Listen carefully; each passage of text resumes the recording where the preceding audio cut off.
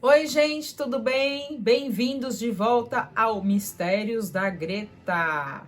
Se você não for inscrito no canal, já aproveita, se inscreve agora, é de graça e leva um segundo. E também já deixa seu like, que é a mesma coisa, também é de graça e leva só um segundo para você fazer isso.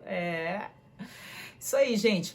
E lembrando também outra coisa super importante que você pode deixar um comentário. É super importante para mim. Vai me ajudar demais. E você pode então comentar o que você achou do vídeo, o que você achou da história. Se você já conhecia essa história, se tem alguma coisa que você sabe a respeito que eu não contei, acabei não falando. E você pode também sugerir, gente, podem sugerir novos temas para o canal e podem também, gente, quem não quiser se identificar, eu vou deixar então aqui também algumas redes sociais, tá? Que vocês podem entrar em contato comigo privativamente. E contar alguma história que aconteceu com vocês. A Greta adora histórias sem explicação, histórias que eu ainda, não conheça. E eu posso contar aqui no canal e se você quiser sem falar o seu nome, né? Porque tem gente que pede às vezes fala, olha, não quero que fale meu nome, né, minha cidade, não quero ser identificado, né? Só conta a história e tranquilo, a gente só conta a história, tá bom? O anonimato fica garantido. Tá legal? Então vou deixar minhas redes sociais aí. Vocês podem me procurar lá. Me sigam por lá também, porque eu também sempre notifico quando tem vídeo novo. Tá bom, gente? Também faço algumas outras coisas ali, né? Às vezes deixo uma poesia, alguma coisa nesse sentido, alguma coisa literária. Enfim, gente, então, vambora, né? Vamos fazer essas coisas todas aí, porque elas são muito boas. Então, sem mais delongas, gente, bora pro vídeo.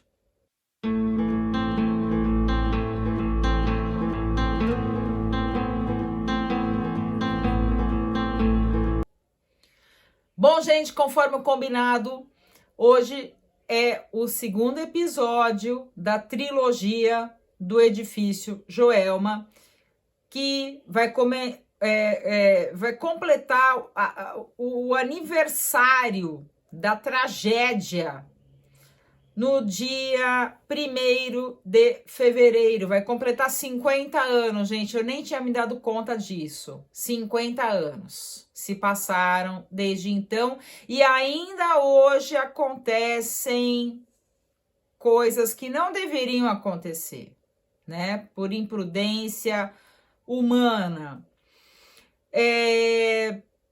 Por mais que tenha uma série de mistérios cercados nisso tudo, a gente não pode esquecer também a responsabilidade humana, né? De quem tá vivo. Mas isso eu vou deixar, então, para o próximo vídeo, tá? Hoje, gente, nós vamos falar do crime do Poço. O crime do Poço, gente, abalou a cidade de São Paulo em 1948. São Paulo, em 1948, não era a metrópole que é hoje, né? Ainda não era. Já era uma cidade urbanizada, sim. Já era uma cidade com milhares de habitantes, já era uma cidade pavimentada, né? Em grande parte pavimentada, com muitos bairros. Tinha uma certa circulação de carros já bem, né, bem relevante. Tinha transporte público, principalmente os bondes, mas não estava muito longe de ser a São Paulo que é hoje, né?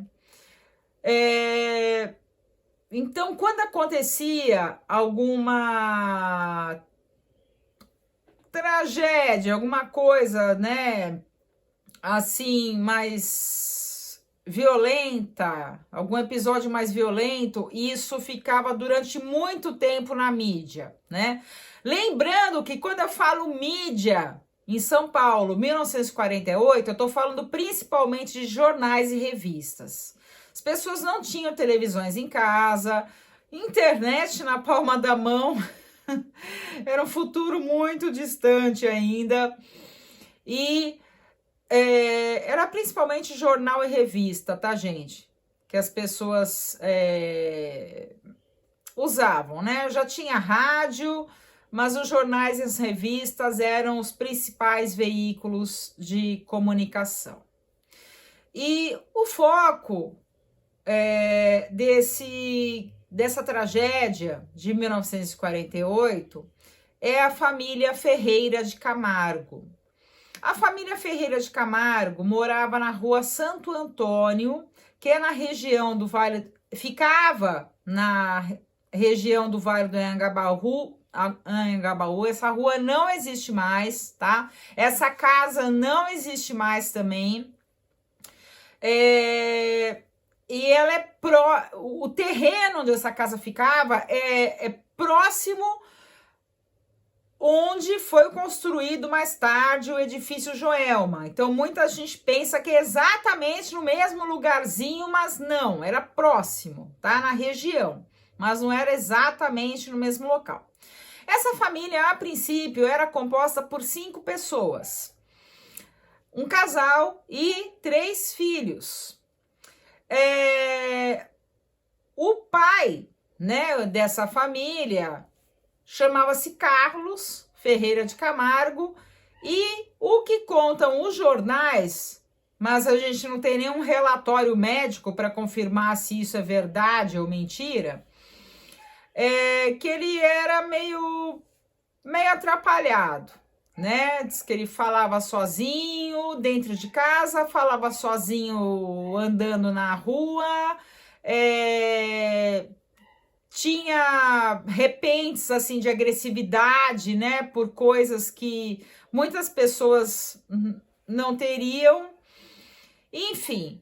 E ele faleceu, né, de forma natural, e deixou então a viúva, né, a dona Benedita, deixou ela viúva e deixou os 3 filhos então, sendo o homem da casa, a partir de então, o filho mais velho, o Paulo. E mais 2 irmãs. A irmã do meio, a Maria Antonieta, e a irmã caçula, a Cordélia.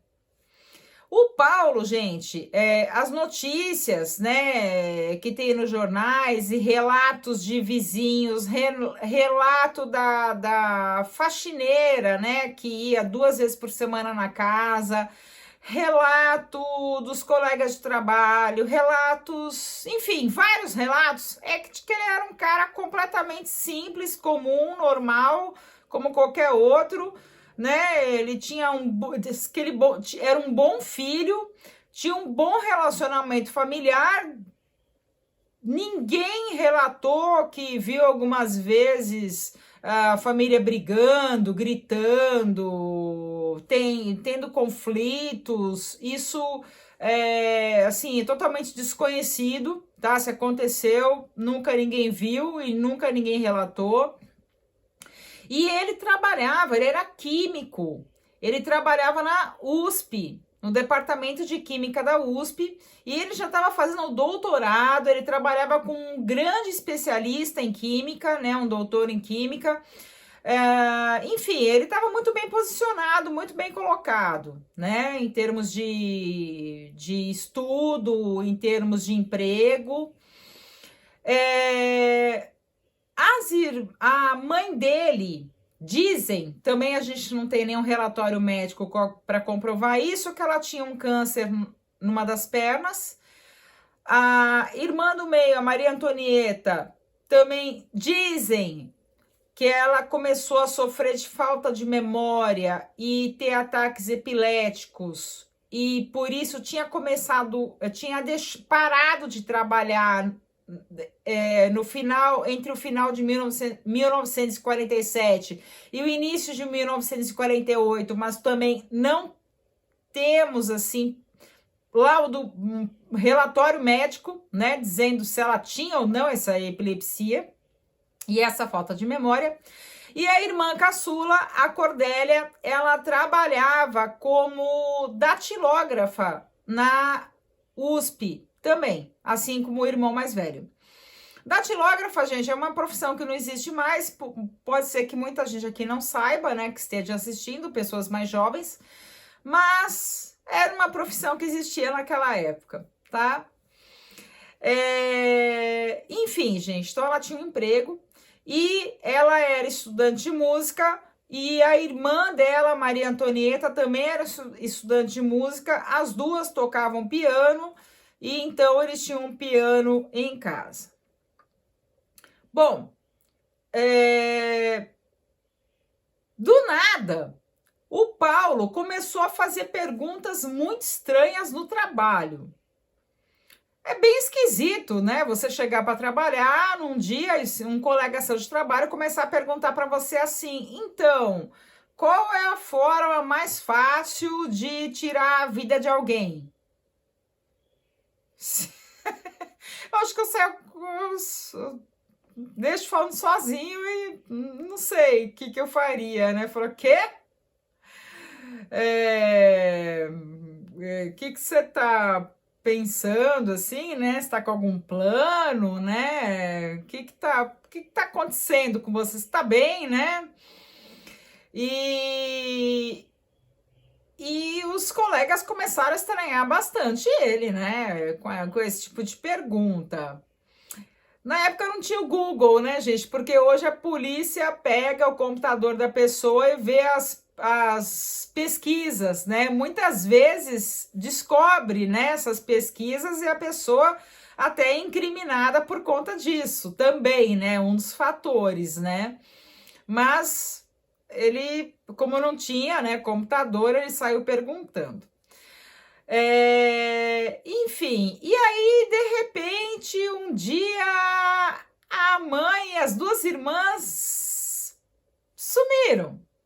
Elas evaporaram, aí passaram-se alguns dias, né? As pessoas começaram a perguntar para ele, né?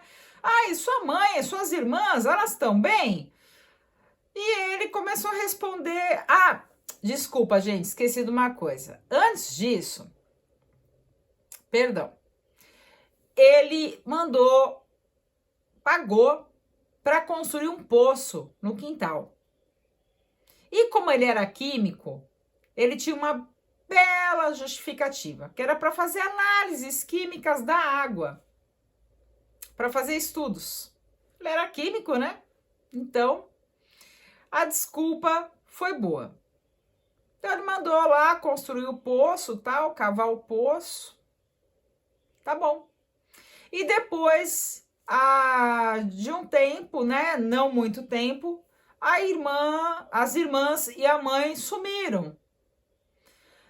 E aí o pessoal começou a perguntar, né? Inclusive colega de trabalho da Cordélia, por exemplo, né? Vizinhos, a própria faxineira. Tipo, então, né? A sua mãe e as suas irmãs.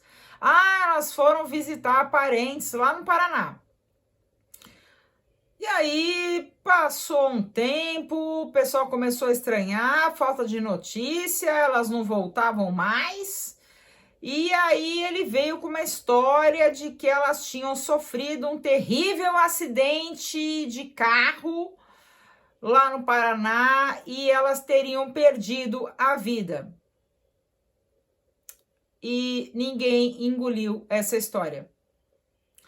E as pessoas começaram a achar isso estranho demais, porque velório, sepultamento,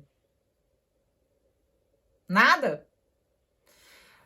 Até que foram procurar a polícia, né? Foram procurar a polícia por isso e foram procurar a polícia também porque começaram a sentir, os vizinhos começaram a sentir um cheiro ruim pra caramba vindo do quintal do Paulo, né? Já que ele estava sozinho ali.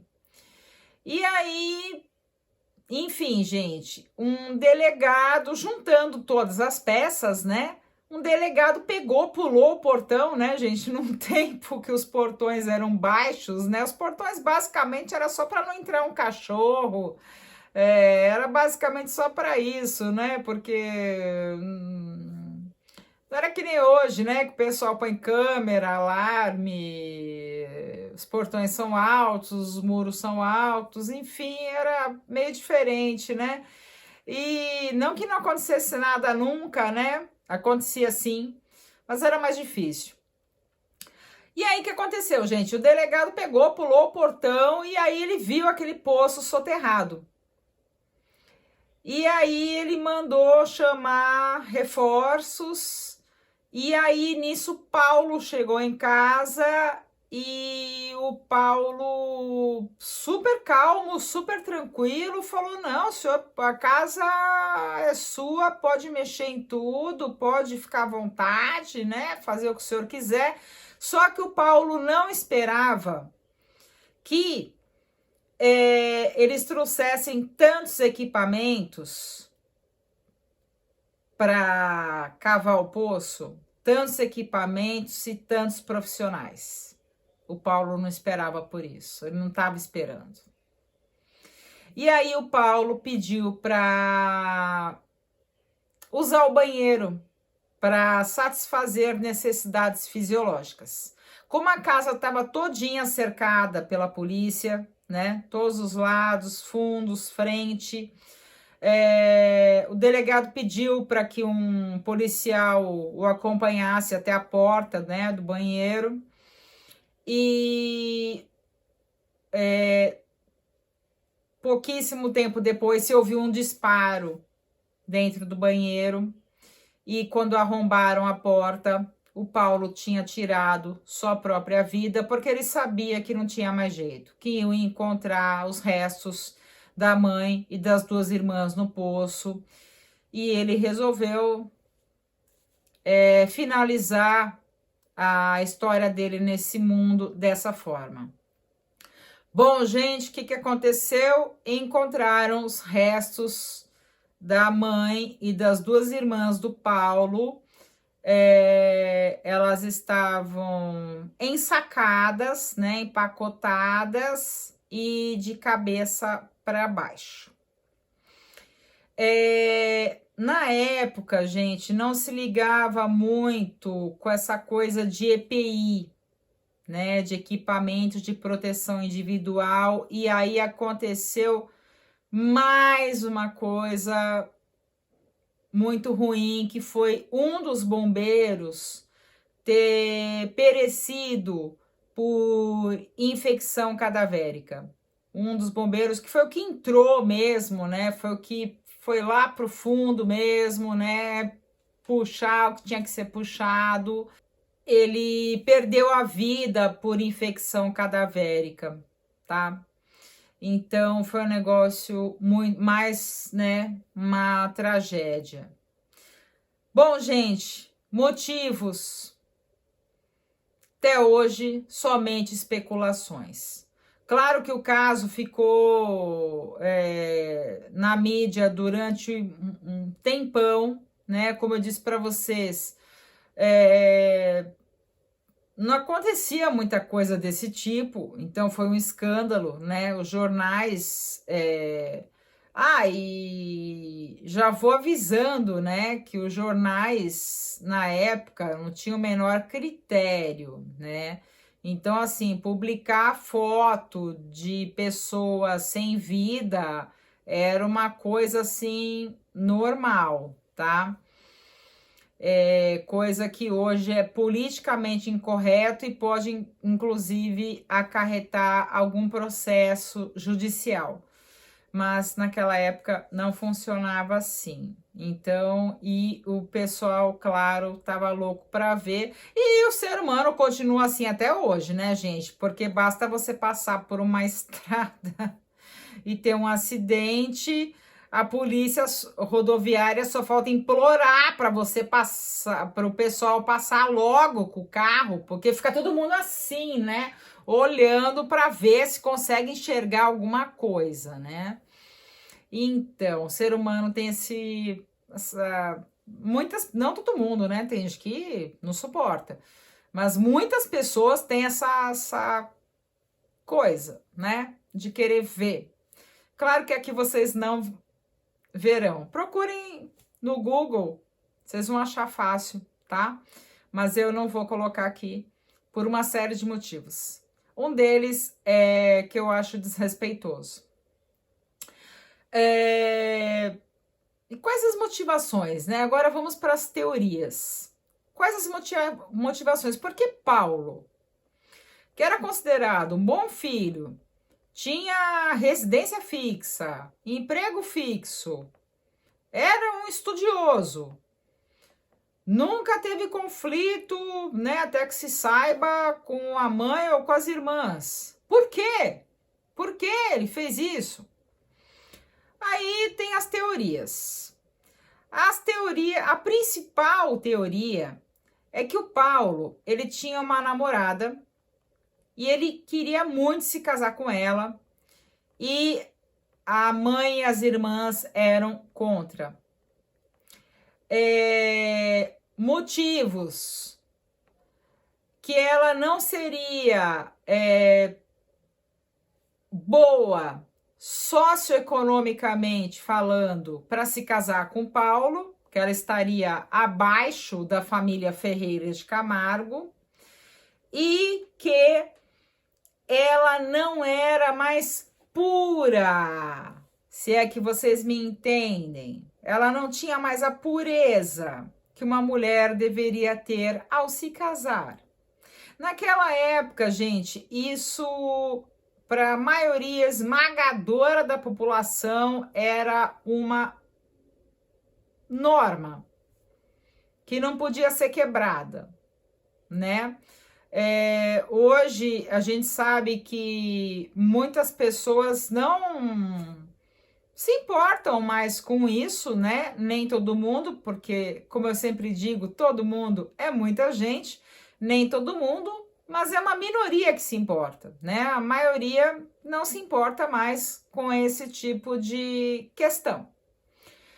E tem depoimentos dessa moça nos jornais dizendo que ele a amava, que ele realmente a amava, que ele realmente queria se casar com ela e que ela o amou muito também.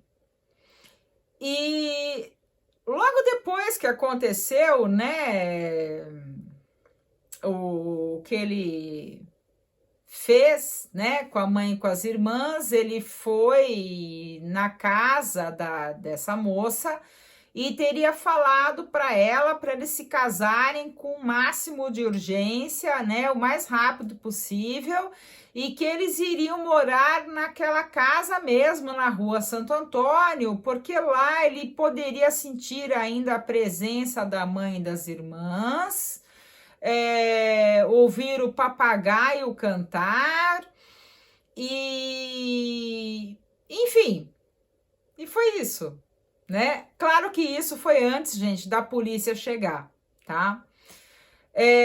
Então, isso é uma teoria, né? É uma teoria e, na verdade, é a única que a gente conhece, porque não tem outra, né? Alguns falam também que a mãe e as irmãs, por serem doentes, seriam um fardo para ele e ele queria se livrar delas. Também é outra teoria, tá? Então tem essas duas, né?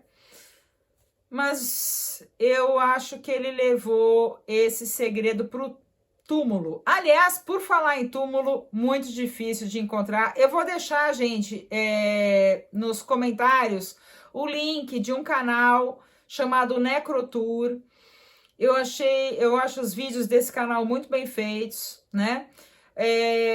E foi graças a esse canal que eu consegui essa informação, porque a moça, que eu não sei o nome, fez toda uma investigação muito bem feita de onde estão sepultados, né, os membros da família Ferreira de Camargo. Por quê? Porque eles foram, os restos foram levados para serem necropsiados no IML que tinha no Araçá. Eu nem sei se tem IML no Araçá ainda. Bom, tem a faculdade de medicina ali do lado, né? Mas eu não sei se era dentro do cemitério na época, tá? Pode ser que sim, e agora, até onde eu sei, não tem mais. E eles foram sepultados numa quadra geral que existia no Araçá. Só que não existe mais quadra geral no Araçá. E aí os restos foram trasladados para o cemitério da Consolação.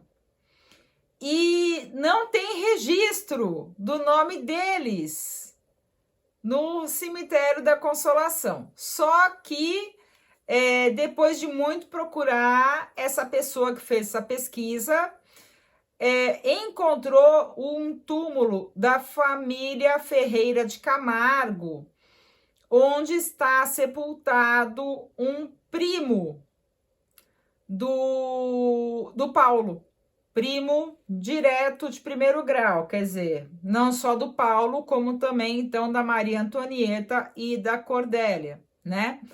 E aí, gente, o que acontece? Então, com certeza, eles foram, não tem placa, tá, com o nome deles, mas com certeza os restos devem estar ali, né? É a maior possibilidade que a gente tem disso. Então, aquele lugar ficou marcado, a casa ficou vazia, ninguém mais morou lá depois, a casa ficou abandonada durante muitos anos, até que depois a casa foi demolida. Aliás, o quarteirão foi demolido, houve de novo, né, obras ali na região do Anhangabaú, que eu já falei para vocês no primeiro vídeo, né? Quem não assistiu, vai lá assistir. Então, de novo, as obras no Vale do Anhangabaú e aquele quarteirão todo foi demolido. A casa da Rua Santo Antônio, que pertencia à família Ferreira de Camargo, também foi junto. E para depois entrar numa nova era, onde começaram a se construir edifícios e foi feita mais tarde, né, a Praça da Bandeira e construído o edifício Joelma. Tá bom, gente? Espero que vocês tenham gostado, não da história, obviamente, porque ela é horrível, mas espero que vocês tenham gostado da maneira como eu narrei essa história. Vou deixar de novo aqui minhas redes sociais, me segue nas minhas redes sociais, me acompanha por lá também. Deixa seu like se você gostou então desse vídeo, deixa seu like, se inscreve no canal e ative o sininho para você receber as notificações do YouTube. E se o YouTube não te notificar, não tem problema, porque se você me seguir pelas minhas redes sociais, eu vou te notificar e não vou depender do YouTube para isso, tá bom? E aí você não vai perder nenhum vídeo, tá legal? Um beijo para vocês e até a próxima.